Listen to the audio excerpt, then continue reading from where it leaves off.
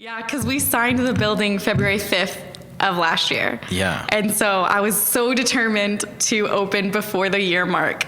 So January 22nd, we pushed it pretty close. But yeah, it was crazy. Like, I remember I arrived at Bondi Bowls on the day at like 7:30 or something like that. And people were sitting in their cars waiting to stand in line when we opened at 9 a.m.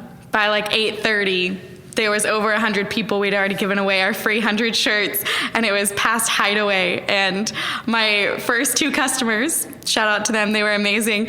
They drove from like Guthrie all the way to Edmond to sit outside and support my food truck that turned into a storefront. So it's just cool to see the community and people that aren't just friends and family like rally around this business and this brand. It still blows my mind every time when people show up. I'm like, oh my gosh, there's a line.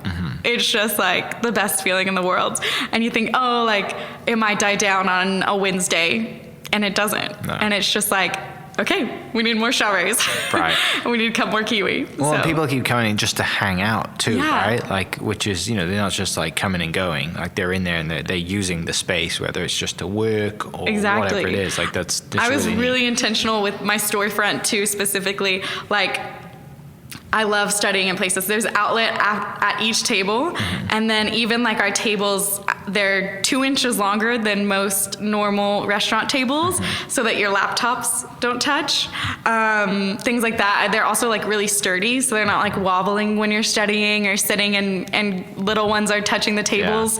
And then the legs like make it easy for you to like cross your legs while you're sitting, stuff like that. So I wanted to be like really intentional of making it a space where people felt comfortable to sit around and hang out and grab coffee with a friend or bring their little one, and their little one can be pulling on things and not too worried about what's going to fall on them or anything like that. So fine details, but they all add up.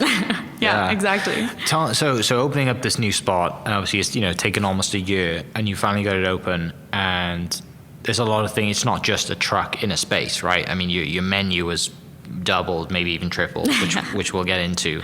Like, there's a lot more that goes into it. The build out, super cool. Thanks, Dad, for the build out. It looks awesome.